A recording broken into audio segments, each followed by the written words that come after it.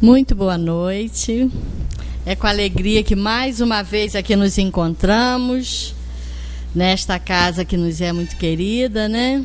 E hoje, não que as outras palestras, né? Mas hoje nós temos um convidado aqui que o pessoal fica cobrando, né? Ah, o Rogério já é prata da casa também. Toda vez que a gente fala com o Rogério, ele se predispõe logo.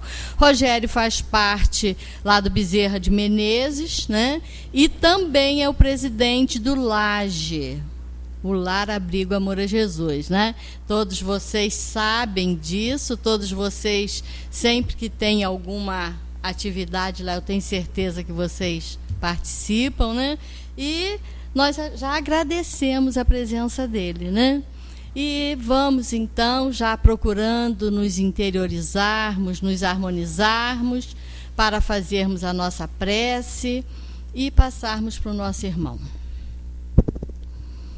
Deus, querido Pai, Jesus, amigo e mestre, agradecidos estamos, Senhor, por mais esta oportunidade que estamos tendo de ampliarmos os nossos conhecimentos sobre as leis de Deus à luz da doutrina espírita. Que essa reunião transcorra em clima de muito aprendizado para todos nós.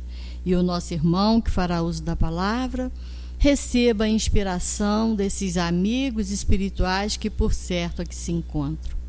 Obrigada, Senhor. Graças a Deus e que assim seja. E com a palavra, Rogério da Silva. Boa noite a todos. Como a Ângela falou, um orador de peso, né? Literalmente. É um prazer estar aqui novamente, depois de algum tempo sem estar aqui. Eu sempre brinco com as pessoas que ao me convidarem, não se preocupem, o cachê está congelado há 20 anos, então, né, o preço é muito barato e a gente vai sempre com todo prazer, com toda disposição, porque falar da doutrina espírita é sempre um prazer muito grande, principalmente numa casa querida como essa, onde, né, muitos amigos, muitos momentos especiais que nós já vivemos aqui. Então, nós vamos falar hoje sobre responsabilidade social e ação social. O problema é que quando a gente fala um pouco de responsabilidade social, normalmente nós somos arremetidos a empresas, né? Empresa, responsabilidade social empresarial, mas eu quero abordar esse tema num outro patamar, tá bom? O cristianismo, como essência e como base, serve de paradigma para esse processo de responsabilidade social. Nós começamos a falar em responsabilidade social e ação social há muito pouco tempo, mas a doutrina espírita, revivendo e trazendo novamente os conceitos cristãos para essa ótica, para essas luzes diferentes que o Espiritismo oferece sobre a doutrina do Cristo, sobre a proposta do Cristo, faz com que nós entendamos que na realidade ela é desde o início responsabilizadora. Começa lá na mansão do caminho, né, na casa do caminho, onde começa a se fazer a filantropia, o socorro, o atendimento, a responsabilidade social sobre aqueles que não tinham condições de se manterem, de se incluírem, de estar inseridos na sociedade. Mas isso ficou um pouco para trás e nós começamos a viver de forma muito independente, de forma muito livre. E começamos a acreditar que o mundo era um campo de disputa, um campo onde nós fomos sempre treinados para sermos os mais espertos, os mais rápidos, os mais bonitos, os mais velozes, os mais ricos. E começamos a aspirar coisas que, diante de uma boa parábola, de uma boa narrativa cristã, perdem os seus valores. Porque quando ouvimos falar das aventuras e das peripécias positivas do Cristo, cresce em nós um sentimento de quero ser igual, uma inveja, uma vontade. Como eu gostaria de ser assim. Parece meio distante de nós há 2000 anos, e eu às vezes quando estudo a doutrina espírita, quando abro os livros, eu começo a duvidar às vezes, será que não mexeram nisso semana passada? Será que não reescreveram isso mês passado? Será que no último congresso da doutrina espírita, será que não reescreveram isso de forma mais atual? Porque cada vez que eu me dou, ou que eu lido com a doutrina espírita, existe um choque. Parece que não tem 150 anos que ela foi totalmente estruturada. Parece que foi estruturada ontem.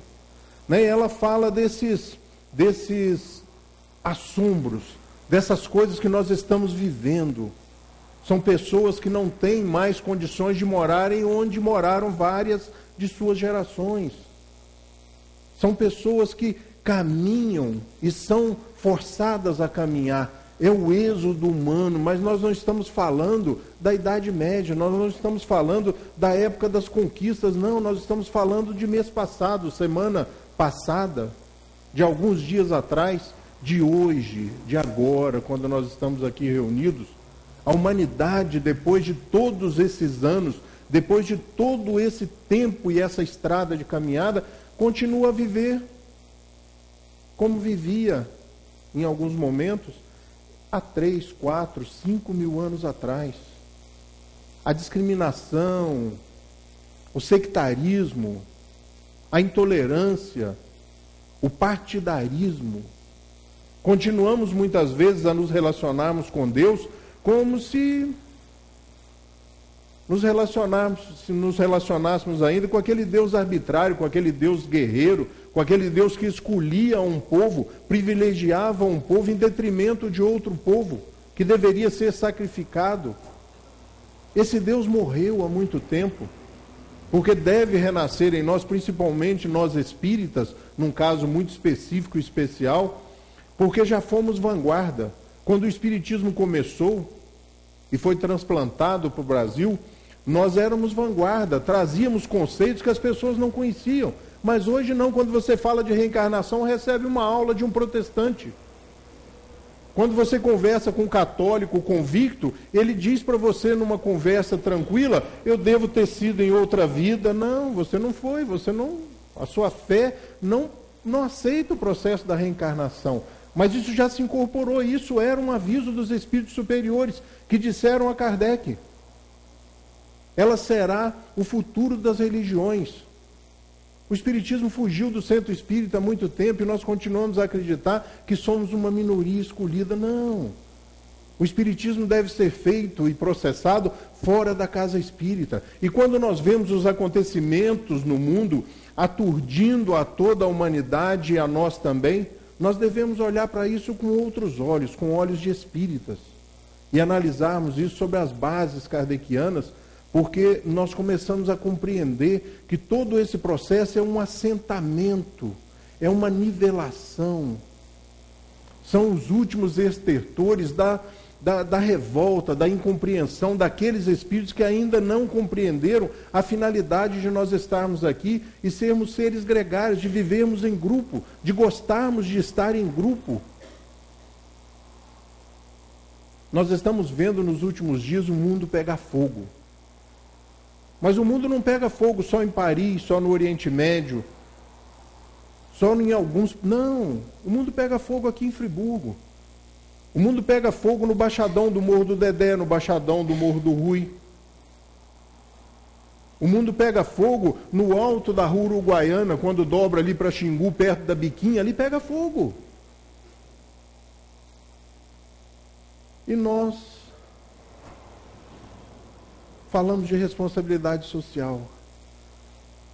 O mundo está pegando fogo e nós continuamos assistindo, né? E procuramos a forma mais cômoda para fazer a nossa parte. Mas não podemos estar sentados, não podemos estar contemplando tudo que vem acontecendo no mundo, porque... Mas eu não tenho tempo. Ângela, você não conhece a minha vida. Eu não tenho tempo. Minha vida é uma correria, o dia termina e eu não consigo fazer tudo. Eu digito, atendo o telefone e o dia que eu não vou lá naquela empresa, aquilo não anda. Pensando de forma espírita e abrindo um parênteses, desencarnamos e depois de 10, 15 anos talvez, por merecimento ou por curiosidade, solicitamos voltar.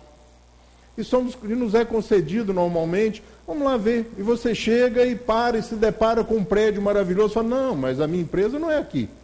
Era num Sobradinho. Não, agora é aqui. E aí a gente começa a perceber que nós não fazemos falta e muitas vezes atrapalhamos as coisas andarem, porque nós estabelecemos alguns paradigmas como esse: eu não tenho tempo. E nos deparamos que a empresa cresceu depois que nós deixamos ela na mão das pessoas, depois que nós libertamos as pessoas das nossas chaves, dos nossos cadeados, dos nossos achismos, dos nossos conceitos, dos nossos paradigmas. Lutamos constantemente e ininterruptamente contra o tempo. O dia termina e ficam afazeres, e ficam compromissos para o dia seguinte, e nós chegamos no final de semana exaustos, cansados, combalidos, aturdidos, porque não deu tempo, a vida nos consumiu, mas no momento nós temos que parar e observar sobre a ótica espírita que nós na realidade não vivemos. Nós cumprimos compromissos. Nós não ficamos alegres, nós não usufruímos, nós não lidamos com as pessoas, porque não temos tempo. O Ricardo está me convocando para ir lá no escritório assinar um documento, descer no cartório que fica a 20 metros e reconhecer firma da minha assinatura. Tem umas 3 ou 4 semanas e eu não tenho tempo. Nós temos o dom de segurá-lo nas nossas mãos e fazer o nosso tempo. Quer um favor agora? Quer resolver alguma coisa complicada? Peça a alguém que não tenha tempo. Pode ver, as pessoas mais antigas, mais experientes falam isso. Precisa de alguma coisa? Peça a alguém que não tenha tempo. Porque quem tem tempo não sabe aproveitá-lo. E usa o tempo como um pretexto. Viver inteiradamente, profundamente a vida do outro, de forma produtiva, faz com que nós realizemos uma proposta mágica, magnífica do Cristo: vós sois deuses. Esse é o poder maravilhoso que cada um de nós tem nas mãos e traz nas mãos, adormecido muitas vezes por um processo letárgico de soterramento dessa possibilidade. Sejamos deuses na vida daqueles que necessitam. Corramos atrás do prazer, do convívio social, da responsabilidade social. Aprendamos, porque é difícil, aprendamos a nos satisfazer e ficarmos felizes com o sucesso do outro, com a promoção do colega de trabalho.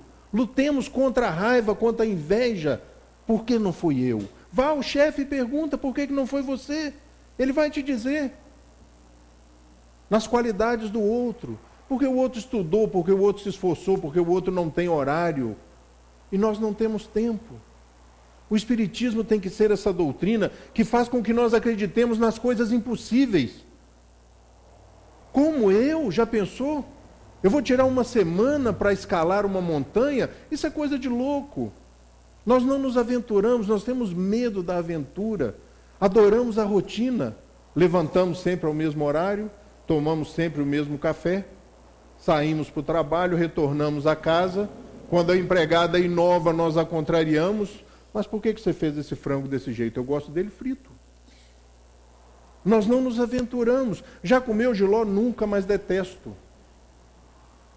Couve, eu sei que é horrível, mas já comeram couve? Mas tirem as suas próprias conclusões.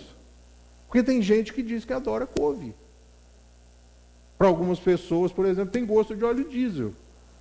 Mas experimentem, aventurem-se, experimentem a vida. Não olhem para as outras pessoas dizendo: como ele é diferente, como ele é especial. Não, nós somos todos iguais, todos especiais, todos diferentes. Estamos vivendo cada um uma experiência, um momento da experiência evolutiva. Porque se não fosse assim, Deus seria muito ruim em fazer gente. Porque Ele não consegue fazer dois iguais, nem quando eles são iguais. Os gêmeos são totalmente diferentes no comportamento, na postura. Ele nos faz e nos solta num mundo que conspira a nosso favor, embora nós, na maioria do tempo, acreditemos que ele conspira contra nós. A demissão nos aterroriza. De repente ele nos propõe vá meu filho, vá para outro emprego, ganhe mais, seja mais feliz, troque de chefe. Bom dia, tudo bem? Tudo bem. Como é que vão as coisas? Mais ou menos. E aí é com ênfase. Eu costumo brincar, e eu fiquei, quando eu comecei a trabalhar no Bezerra de Menezes, fiquei 4 anos na portaria. O Bezerra de Menezes é um centro muito peculiar. Diferente, por exemplo, do Centro Espírita Friburguense, que fica numa avenida, não tem comércio próximo. O Bezerra tem uns 8 ou 10 botequins nas proximidades, uma academia do lado que toca música alta 24 horas por dia, 2 igrejas evangélicas, uma em cada esquina. Outro dia nós estávamos fazendo uma palestra com microfone sem fio e de repente eu falei alguma coisa e falei assim, gente, eu acho que são os espíritos que estão reverberando a minha voz. Estou ouvindo um ruído. Era a voz do pastor. Sem brincadeira, eu falava e o pastor também estava pregando nas caixas de som, porque o microfone dele devia estar na mesma sintonia, e nós captamos, olha que beleza, uma palestra espírita e uma... Então, ele é muito característico. Eu fiquei muito tempo ali na portaria do Bezerra, né? Aquele trabalho que às vezes a gente coloca as pessoas e esquece das pessoas. Não usamos os potenciais das pessoas. Não que fosse o meu caso, mas fiquei 4 anos na portaria e eu comecei a perceber uma coisa que hoje, 30 anos depois, eu levo muita brincadeira e muito riso para as pessoas quando eu falo disso. As pessoas vêm ali na João Alberto Quinucci, aquela avenida principal, aqui isso logicamente isso não acontece, nem em outros centros, é peculiar do Bezerra de Menezes, e aí vocês analisem pessoalmente cada um. As pessoas vêm na João Alberto Quinucci tranquilas, Botafogo subiu, que não sei o quê, e o Flamengo perdeu, tudo bem, como é que vai ler aquele livro maravilhoso que eu te emprestei? Está terminando de ler o livro dos Espíritos, mas é uma coisa assim, uma disposição. E aí eles começam a se aproximar daquela esquina onde tem uma casa de ração. E de repente, a voz começa a cair de tom. E o outro não percebe, começa entusiasmado, ele dá uma cutucada, aí já se sintonizam e vão chegando, e quando viram a esquina, os ombros dão uma moleza, uma coisa nos ombros, o pescoço, e lá vem aquela coisa, né, para o centro espírita. Tudo bem? Mais ou menos. Que dia lindo, né? Mas está um calor danado, né? Peguei essa chuva toda antes de chegar aqui. Mas você estava bem ali na esquina. Você não sabe, rapaz, como é que é a minha vida. Você não, rapaz, você não... Vamos lutando. Eu gosto dessa também. Como é que vai as coisas? Estamos lutando. Cara tranquilo, bem disposto, né? 118 quilos, e o ombro cai, o pescoço cai, dá uma bambeza nas pernas. Onde você está indo? Na casa de Jesus. Deve ser um negócio muito ruim esse negócio de casa de Jesus. E o cara vem alegre e tranquilo, ele... Isso aqui é uma escola, é um hospital. E o engraçado é que sai da casa espírita, vira a esquina, vamos lá, vamos embora, vamos comer um açaí e tal. É engraçado. A casa espírita deveria ser um lugar de alegria, de gargalhadas, de risadas, de disposição, onde nós deveríamos tramar complôs. Vamos mudar esse bairro. Vamos socorrer aquela família. Vamos mostrar para eles que tem jeito. Vamos fazer fulano parar de beber. Coisas simples, pequenas. Renato, não vai contar essas histórias lá no Bezerra, não. Isso é para contar em outro centro, hein? Os desafios a gente acha que só eles conseguem. Só outras pessoas.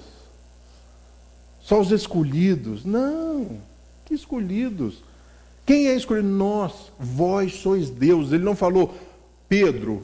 Não. Vós sois deuses. Nós fomos escolhidos, nós temos que estar destacados, cada um de nós. E enquanto os outros não se destacam, nós devemos nos destacar e nos prontificarmos. Estou aqui pronto, o que tem para fazer? Costumo brincar que eu venho ensaiando já há alguns anos para o meu desencarne. Quando eu chegar na parte espiritual, depois do aturdimento característico a cada espírito, segundo os espíritos superiores, porque todos nós passaremos por um, quando eu despertar, é a primeira coisa que ele falar, e aí? Eu falo, o que tem para fazer? Eu já estou ensaiando a pergunta, porque quando você pergunta o que tem para fazer, a coisa anda. Nós vamos ajudar aqui, vamos pegar aqui, vamos carregar o banco, vamos passar um pano, vamos ajeitar, vamos, e você continua a viver. Não morre. Porque o nosso medo é morrer. Nós fomos chamados para fazer a diferença, mas o movimento espírita, ele é assim. Nossa, como pode, né? As coisas andam naquela instituição, naquele lugar, naquela cidade. Como é que diferença, né? Eu gostaria de morar lá. Não, faça a sua cidade ser diferente. Faça a sua casa espírita ser diferente. Faça a sua casa ser diferente. Faça o seu emprego ser diferente. Nós temos que fazer a diferença onde nós nos encontramos. Como é que as pessoas conseguem, por exemplo, me construir um hospital desse tamanho na cidade de Barretos? A iniciativa privada, o voluntariado, os médicos, os profissionais contratados ganham super bem. Os equipamentos de ponta que existem nesse Brasil estão todos lá. O último show que teve lá no Rodeio de Barretos gerou 12 milhões de reais numa noite de lucro para essa instituição, que foi doado o cachê de uma dupla sertaneja e de um cantor americano, que doaram 12 milhões de reais. No final, todo angariado rendeu para aquele hospital, numa noite, 18 milhões de reais. Sabe o que isso significa naquele hospital? Nada. Significa, talvez, 180 reais no Lar Abrigo Amor a Jesus. Porque olha o tamanho da estrutura, gente. Isso começou com alguém que sonhou. Eu vou fazer. E quando a gente resolve fazer, o outro fala, vou junto, vou te ajudar um pouquinho. Eu vou te dar uma mãozinha quando eu tiver tempo. E a coisa começa a andar. Ah, mas não é espírita. É um hospital, mas não é espírita. Você falou dos espíritas, sim.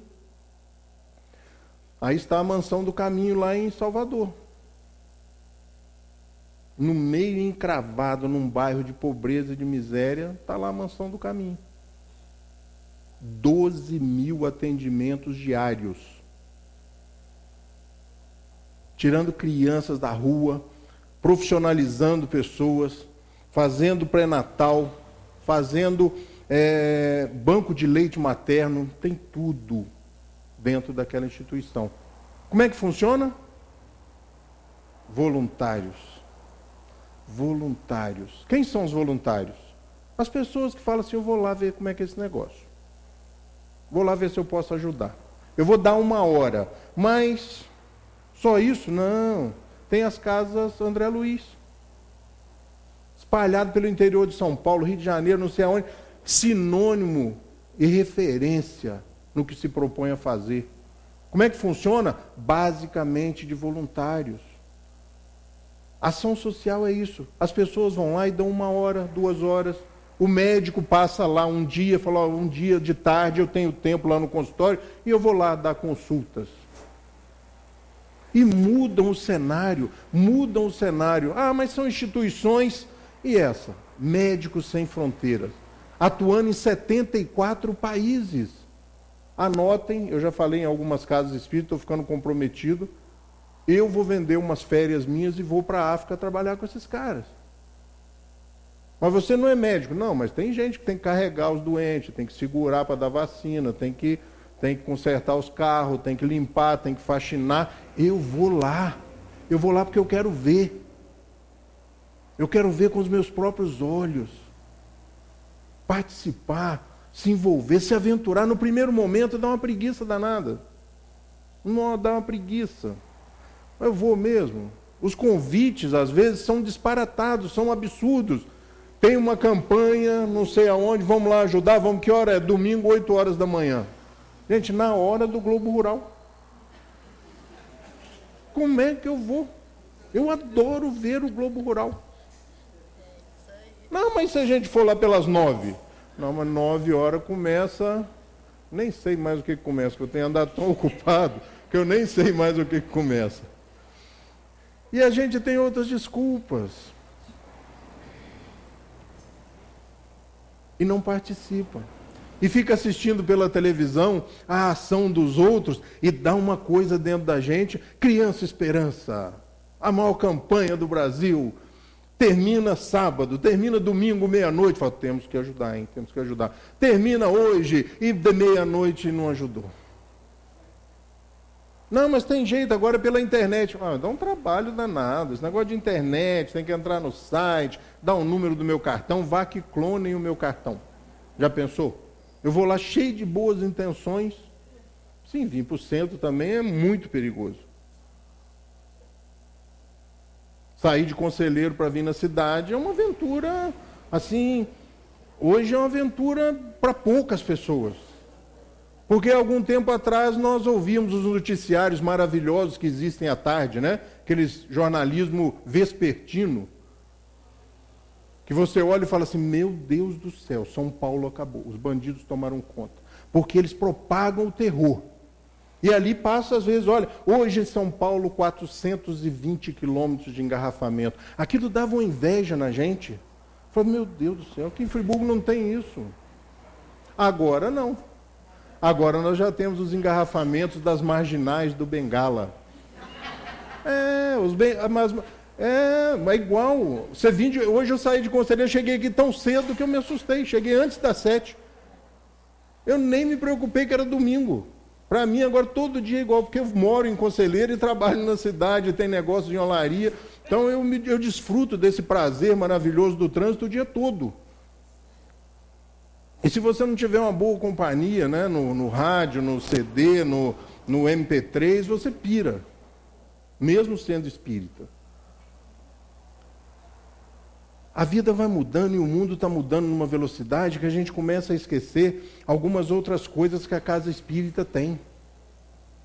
Alguns outros refúgios que a casa espírita se nos oferece e nós às vezes não desfrutamos. Nós achamos que a casa espírita muitas vezes se resume em palestra.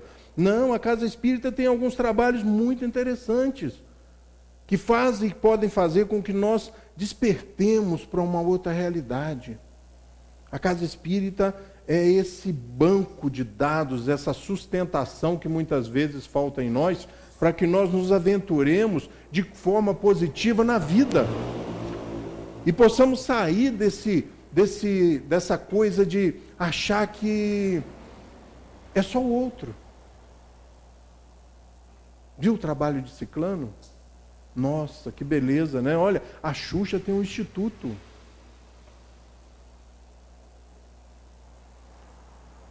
A Stan tem um instituto aqui em Friburgo, e poucas pessoas sabem disso, chama Chico Farias, Francisco Farias, e dedica uma grande parte dos seus recursos para dar curso de inglês, para bancar a universidade para os funcionários, tem um convênio com a Estácio e paga a faculdade para os funcionários, tem ginástica, tem aula de inglês, tem não sei mais o quê, aqui em Conselheiro.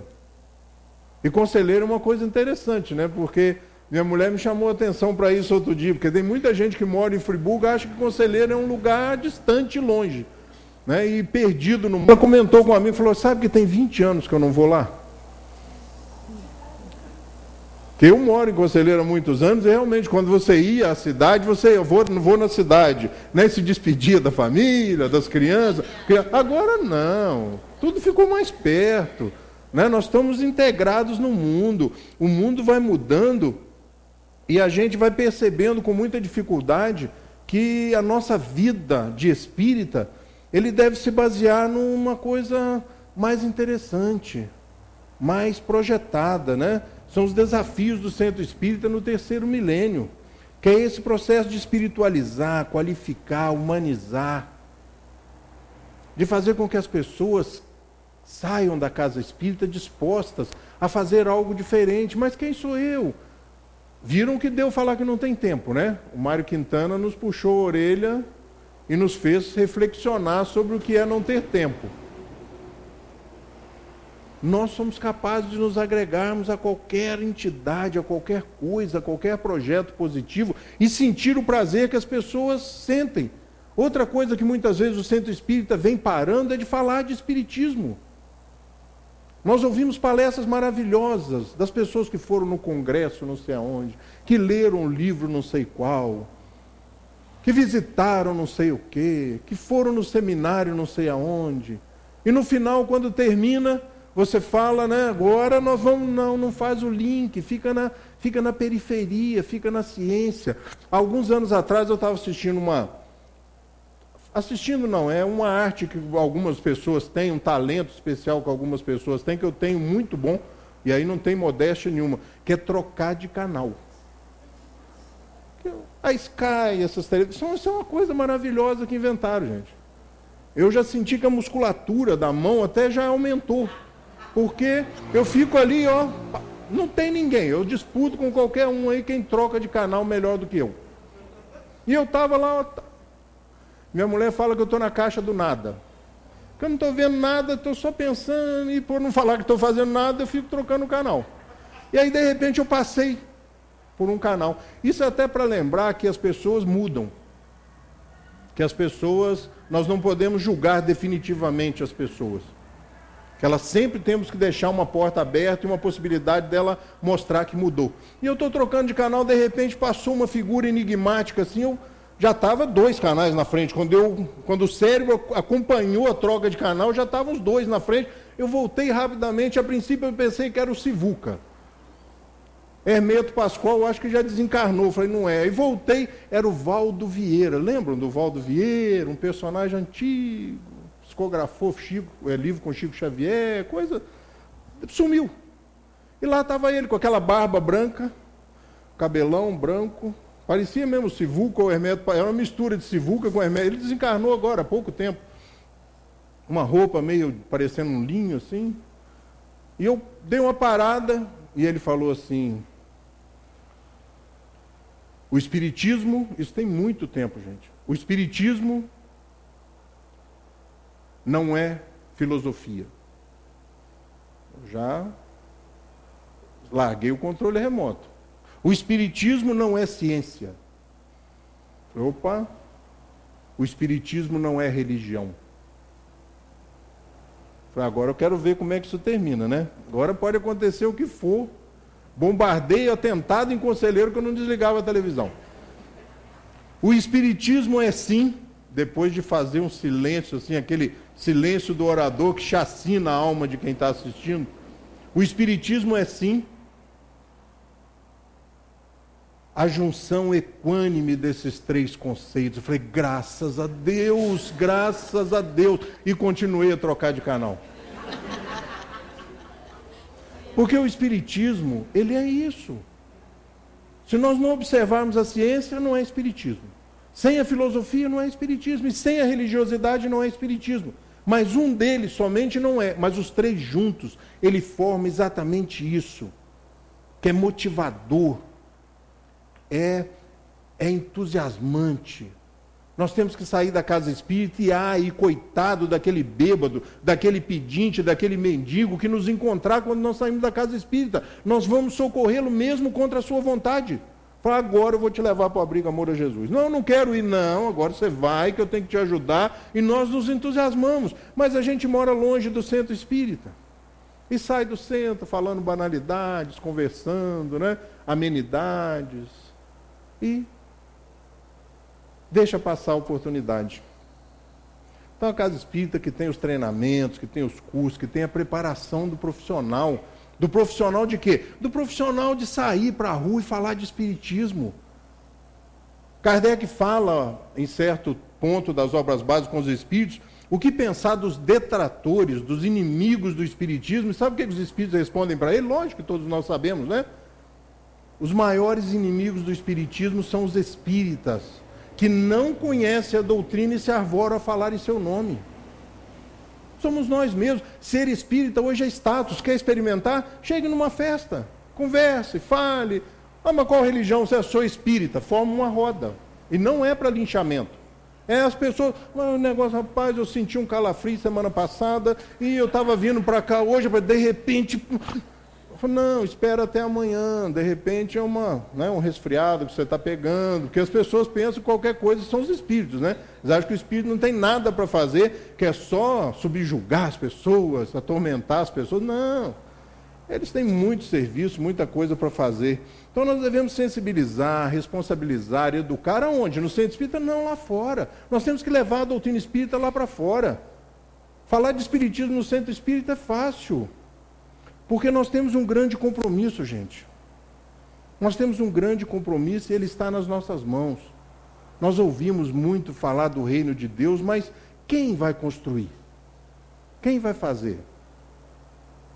Kardec, no último tópico da Gênese, que chama Geração Nova, Gente, ele fala de geração nova há 150 anos, para acertar a data, para não precisar fazer conta quantos anos tem. Ele se surpreende como educador das crianças que estavam nascendo há 150 anos, dos jovens que estavam chegando a ele há 150 anos atrás.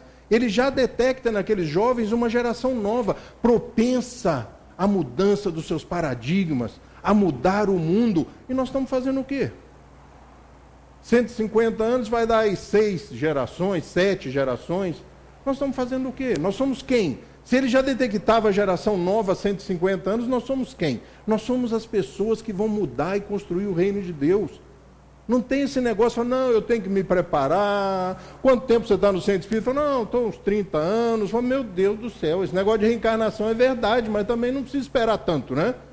Vamos botar a mão na massa. Nós somos os semeadores, nós somos aqueles caras que têm a incumbência de fazer. Nós estamos vivendo o espiritismo do 3º milênio. Nós não estamos mais à beira das mesas mediúnicas, assombrados, fascinados. Olha, eles existem, eles estão vivos. Sabe quem foi lá no centro? Fulano de tal. Olha, recebemos uma carta maravilhosa de ciclano. Vamos botar a mão na massa. Quantos grandes médios desencarnaram e criaram no movimento espírita um sentimento falso de orfandade? Quantos o substituíram? Nenhum. Nenhum. Porque nós não vivemos mais a era das grandes manifestações, não. Nós vivemos o processo da resposta da intelectualização. Nós estudamos tudo aquilo tem que fermentar e tem que sair, tem que virar alguma coisa, se transformar em alguma coisa.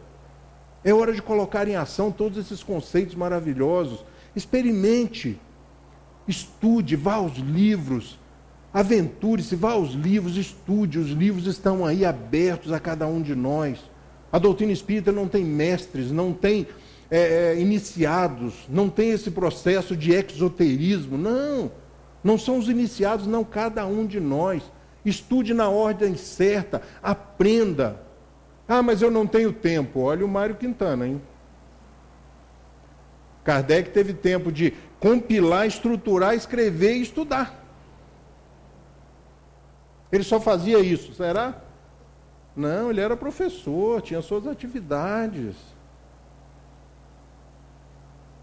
Comece, aventure-se, desafie-se. Não entre naquela de que vou ler uma vez, vou ler 5 vezes. Não, pegue as obras e leia de forma crescente. Comece lá no que é o Espiritismo, o Livro dos Espíritos, o Livro dos Médios, o Evangelho segundo o Espiritismo, o Céu, o Inferno e a Gênese. Se tiver disposto mesmo, já lê obras póstumas de uma vez, que já completa, já vê o que era viver naquela época. Você vê as opiniões pessoais, os pareceres de Kardec, as dificuldades do processo de implantação e de criação da doutrina espírita, porque nós somos deuses. Isso aí que vocês estão vendo é a favela de Heliópolis, em São Paulo. Um local que não pode dar nada de bom. É violento, pobreza, esgoto a céu aberto. Só que essa aí, gente, é a Orquestra Sinfônica de Heliópolis. Sabe por que deu certo? Porque um louco do maestro acreditou. Eu vou educar essas crianças. Eu vou tirar um número de crianças, vou selecionar e vou criar uma orquestra. Ele sonhou, ele idealizou, ele projetou e colocou a mão na massa. O que esse maestro tem de diferente? Além de ser maestro? Nada. Nós temos dificuldade de criar os nossos próprios projetos. O Olodum, na Bahia, é maravilhoso, né? Olha, eles têm um projeto, eu fui lá conhecer, eu fiquei abismado, tá? É coisa de primeiro mundo. É educação. As crianças são cobradas, tem que estar na escola, tem que ter boas notas, tem que estar inteirado na instituição e na comunidade, tem que participar de trabalhos voluntários, senão não toca na banda. São trabalhos que a Campesina Friburguense tem um trabalho maravilhoso, a Euterpe Friburguense tem um trabalho maravilhoso, e estão morrendo de fome. não tem dinheiro para repor os instrumentos. É caro um instrumento? Se cada um que tiver aqui der R$10, compra um instrumento de boa qualidade. Não estou falando em dar dinheiro, até porque dar dinheiro é fácil. Aventure-se, participe, porque nós precisamos de pessoas diferentes. E as pessoas diferentes somos nós mesmos. Né? Eu sei que às vezes eu vou para o centro também, eu não acordo, não, mas eu sei que muita gente vai para o centro sem óculos, né? Então ele diz assim, ó, os problemas do mundo não podem ser resolvidos por céticos ou cínicos, cujos horizontes se limitam às realidades evidentes. Temos necessidade de homens e mulheres capazes de imaginar o que nunca existiu. Quem são essas pessoas? Somos nós. Ele não fala que é fulano ou ciclano, ele fala de homens e mulheres. Nós temos a doutrina espírita, nós temos a responsabilidade em nossas veias, que nós sabemos que nós somos passageiros de tudo isso. Nós já morremos várias vezes e nem por isso fomos aniquilados. Nós temos a responsabilidade desse caminhar, que viver é um ato contínuo, onde simplesmente nós nos encontramos encarnados, desencarnados, mas num ato contínuo de vida, de progresso. O progresso é inerente ao homem. Né? E as pessoas dizem, mas antigamente era que era bom, né? Um dia eu falei isso perto do seu Lúcio Quinucha, e ele falou assim, que isso? Você já viveu antigamente? Eu falei, não, senhor, todo mundo fala, né, que antigamente. Eu falei, que bom, rapaz, eu fui comprar meu primeiro carro, eu tinha 40 anos de idade. Eu tinha um sítio lá no Retiro, em Banquete, nós íamos, eu, o Tício e o Joaci de bicicleta, só que eram só 2 bicicletas. Então, um tinha aqui na garupa, só que de Banquete para cá só sobe. Então, de tarde, nós empurrávamos a bicicleta até Banquete. Agora, vocês trabalham 5 meses, compram um carro. Tá certo que vocês dormem com travesseiro de carnê, mas compram um carro. As coisas mudaram. Então hoje é que é bom, não é antigamente. Hoje é que é bom e amanhã vai ser melhor a partir do momento em que nós nos dispormos a fazer com que o mundo seja melhor, para que o mundo seja diferente, porque a gente tem hábito de se acostumar, né? A gente se acostuma muito facilmente. Vamos mudar isso aqui? Eu falei, não, nós já fazemos assim há 30 anos. Gente, eu já ouvi isso. Lá no Bezerra, uns 20 anos atrás, eu gosto de falar do Bezerra porque eu sou de lá, já fui presidente lá várias vezes, isso me dá o direito, eu acho, de falar do Bezerra. Há uns 20 anos atrás, eu percebi, comecei a ler um tal de Allan Kardec, e aí comecei a perceber esse perigo que a gente corre. Aliás, li também Hermínio de Miranda, Herculano Pires. Gravem, Herculano Pires, Hermínio Correia de Miranda. E eu comecei a ver o perigo que a gente corre com essas tradições, com esses tradicionalismos. E eu percebi que todo dia, ao final da palestra, o orador terminava, o dirigente agradecia e passava a prece para uma outra pessoa que ficava na cabeceira, e aí o dirigente olhava para alguém lá no fundo e fazia assim, ó. A pessoa se levantava, ia lá e desligava a luz. E aí começava a prece. É coisa de nego enjoado, né? Mas aí eu fiquei olhando. Um dia eu fui lá para trás, encostei do lado da porta, o interruptor era aqui, e o orador começou a encerrar a palestra, e eu já fiz sinal para o dirigente. Deixa comigo. E aí terminou. Aí ele fez assim para mim, eu falei... E do lado do interruptor. Aí alguém olhou para trás e falou... Pode fazer a prece. A luz. Eu falei, não, pode fazer a prece. A luz. Eu falei, não, agora é a hora da prece. A luz, tem que apagar a luz. Eu falei, não, pode. Quase não saiu a prece. Tem alguma importância? Isso nenhuma. Mas é que nós nos apegamos, sabe, às coisas muito facilmente. E as novidades a gente... Eu trabalho numa empresa há 19 anos, então ela começou a informatização há uns 19 anos atrás. Ela foi criada e logo entrou no processo da revolução tecnológica. E eu tenho colegas da mesma profissão que trabalham na empresa há muitos anos e falam assim, rapaz, eu não consigo me adaptar a esse negócio de computador. Eu falo, então, meu amigo, não tem jeito, muda de profissão. Porque hoje nós trabalhamos só com isso, só tem esse serviço aqui na fábrica. Tanto é que eu moro em Friburgo, trabalho em Friburgo. Algumas pessoas dizem que eu não trabalho, mas eu trabalho numa empresa que existe lá em Blumenau, que é filial de uma empresa de Munique. Mas eu trabalho na empresa há 19 anos. Eu vou lá uma ou duas vezes por ano, e às vezes quando eu posso fugir eu não vou também. Eu arrumo uma desculpa e não vou. Mas eu trabalho. Eu trabalho aqui, ó. Aliás, eu não trabalho aqui, eu trabalho com uma mesa cheia de tecnologia o dia inteiro. Que faz com que eu possa trabalhar lá quando eu estou no abrigo, quando eu estou no carro, quando eu estou num cliente esperando para ser atendido. Eu estou produzindo. Nós temos medo das coisas novas. E eu também fui assim. Nós temos que nos acostumar e não nos contentar com pouco, né? Nós perdemos um pouco o sentido e a beleza e o entusiasmo dos primeiros tempos do cristianismo. A gente já não dá muito valor em ser cristão.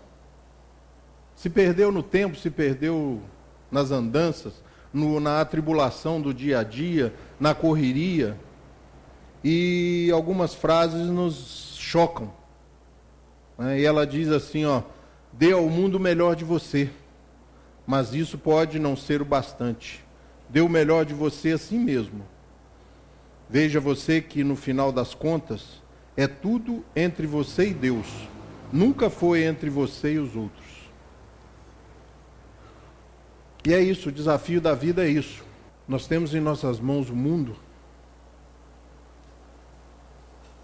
e devemos segurá-lo. Mas não tentemos segurá-lo sozinhos. Convidemos as outras pessoas. Formemos uma equipe. E acreditemos que através, no nosso caso específico de espíritas, temos todas as condições de transformar o reino de Deus, de implantar na terra o reino de Deus. Uma boa noite para todos.